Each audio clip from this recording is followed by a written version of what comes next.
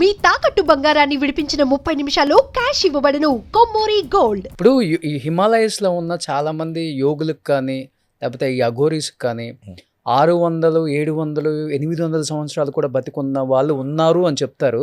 నిజమా అండి అది అసలుకి? 100% నిజం. నాతో వస్తే నేను చూపించడానికి సిద్ధంగా ఉన్నాను రోషన్ గారు.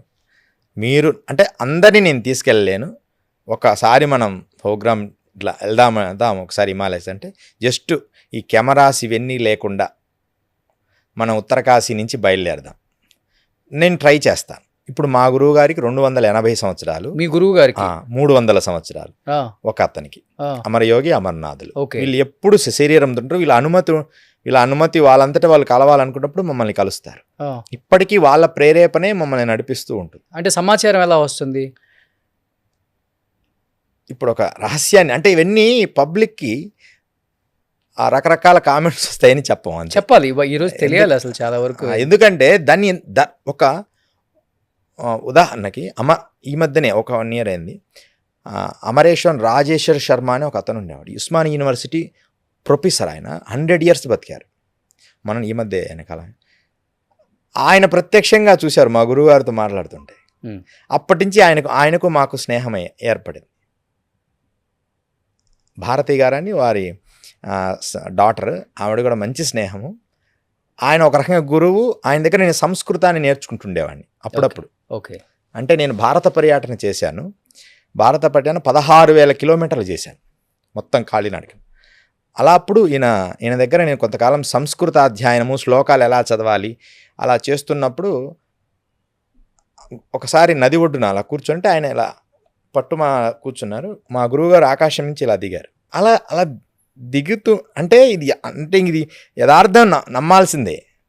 ఆయన ఏదో కూర్చున్నాను, గురువుగారు అలా దిగుతుంటే అమ్మడే నేను పోయి నమస్కరించాను. ఎవరికి కనపడరు వారు వాస్తవానికి. నేను పోయి వారితో విన్నవిస్తున్నానా, నువ్వు నర్మద బయలుదేరు అన్నారు. నర్మద నువ్వు వెళ్ళాలి అని చెప్పారు. ఇక్కడ చూసి ఎవరితో పెద్ద ఆయన ఎవరితో నువ్వు మాట్లాడుతున్నావు అన్నారు. గురువుగారు మీకు కనిపించారా అంటే ఎవరో ఒక ఆయనతో మాట్లాడుతున్నావే అన్నారు. కొంచెం పెద్దవాడు, సాధకుడు కాబట్టి ఆయన కనిపించారు. ఆయన అప్పటి నుంచి నా స్నేహం ఆయన వదలలేదు చివరి వరకు కూడా. నా వీడియోస్ కూడా మీకు చూపిస్తాను. ఆయనతో లాస్ట్ పెద్ద ఆయన అనమాట, మన అమరేశ్వరం గారితో. అలా అంటే ఇవన్నీ సత్యం ఉంటే సత్యము, సత్యం లేదంటే లేదు. నిజంగా భగవత్ శక్తి ఉంది. ఒకవేళ భగవత్ శక్తిని పక్కన పెట్టండి, ఒక మానవుడు ఒక దివ్యమైన శక్తిగా మారడానికి మనం బాడీకి ఏదైనా సాధ్యమే. ఈ కంప్యూటర్ ప్రపంచ అతీతంగా ఏదైనా సాధ్యమే. అది యథార్థం. మనిషికి ఆహారం, మంచినీళ్ళు చాలా ఇంపార్టెంట్. అవి లేకుండా 300-400 సంవత్సరాలు మీ గురువులు ఇప్పటికీ బతికుండి తపస్సు చేస్తున్నారు అంటే ఎవరు అన్నారు ఇంత గుళికలు అంటే ఏంటండి, దేని నుంచి తయారు చేస్తారు అవి? అంటే అవి వేసుకోవటం వల్ల శక్తి ఏమొస్తుంది? అసలు ఇన్ని సంవత్సరాలు అసలు అన్నం తినకుండా మంచినీళ్ళు తాగకుండా ఎలా ఉండగలుగుతున్నారు? సాధనలో ఉన్నప్పుడు సాధ్యమవుతాయి. అది నేను కూడా అనుభవించాను కాబట్టి పరిపూర్ణ సాధన, డెడికేటెడ్గా. అయితే ఈ సాధన అనేది ఆత్మపరంగా, దైవపరంగా విశ్వసిస్తే నిజం. అయినా మన బాడీ ఎంత గొప్పదంటే మనము దానికి కనెక్ట్ కావాలి. మన బాడీకి కనెక్ట్ కావాలి. దాన్ని పంచకోశములు అంటారు. అన్నమయ, ప్రాణమయ, మనోమయ, విజ్ఞానమయ, ఆనందమయ కోశాలు. ఇవి స్పష్టంగా వాడితే నేను నిరూపిస్తాను అంటున్నా. స్పష్టంగా వాడితే మనం ఒక 5 రోజులు 3 రోజులు ముందు స్టార్ట్ అవుతుంది. మనం భౌతికమైన అంటే ఎక్కువ శ్రమతో కూడిన పనులు లేకుండా మాట్లాడడానికి శక్తి ఉంటుంది, మౌనంగా ఉండొచ్చు. వీటిని శుద్ధంగా చేసుకోగలగాలి. వాటికి మనం చేయాల్సిందంటే మంచి ఆహారం తీసుకోవాలి. తీసుకున్నప్పుడు అలా తీసుకుంటున్నప్పుడు అన్నీ శుభ్రపడినప్పుడు నీకు ఇంకా ఆహారం, ఫుడ్ అవసరం రాదు. కొద్ది రోజుల తర్వాత ఎనర్జీగా మారిపోతుంది. అసలు అఘోరీలు అన్నం తినరా?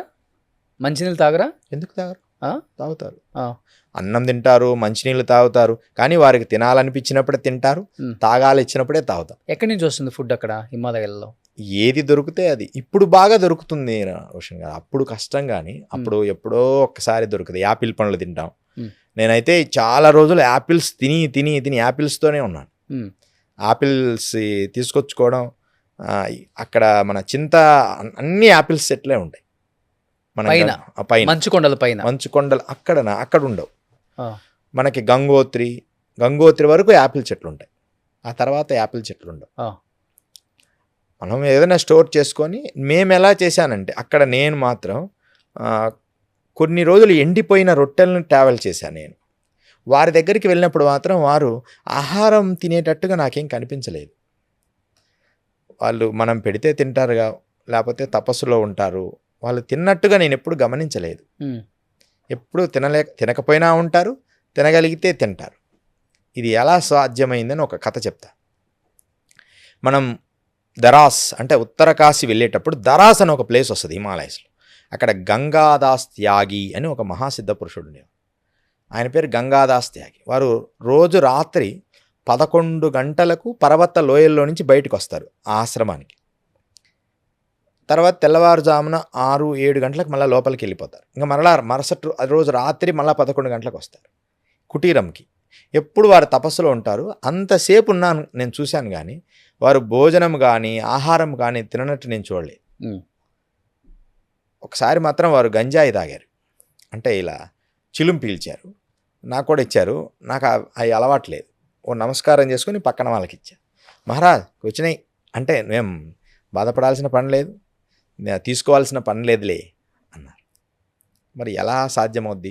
ఎముకల గూడులాగా పూర్తి చైతన్యావస్థలో ఒక భోజపత్రాన్ని మాత్రమే కౌపీనంగా ధరించిన గంగాదాస్ త్యాగి వీరిని నేను చూశాను. ఎప్పుడు అన్నం తిన్నట్టు నేను గమనించలేదు. ఎన్ని సంవత్సరాలు ఉంటాయి ఆయనకి?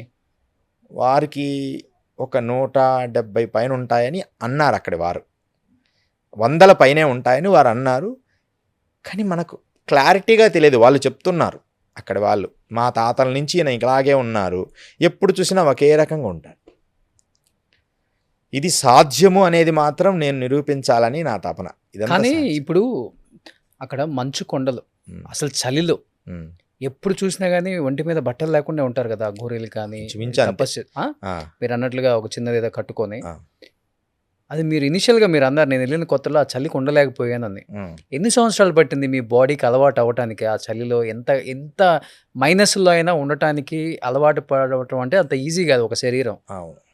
దానికి ప్రాణాయామ ప్రక్రియలు ఉన్నాయి, కపాలభాతి ప్రక్రియలు ఉన్నాయి. అవన్నీ మేము నేర్చుకున్నా.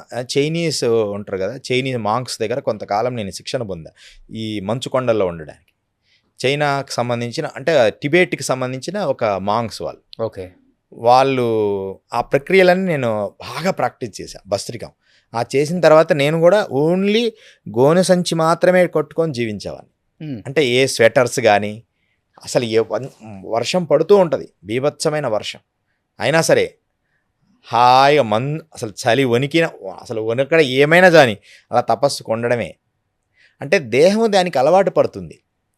ఏ వస్తువైనా మనం ఒక 20 రోజులు ప్రాక్టీస్ చేస్తే దానికి కొంచెంగా దేహం దానికే అలవాటు పడుతుంది. సుమన్ టీవీలో మీ పర్సనల్ అండ్ బిజినెస్ ప్రమోషన్స్ కోసం కింది నెంబర్కి కాంటాక్ట్ చేయండి.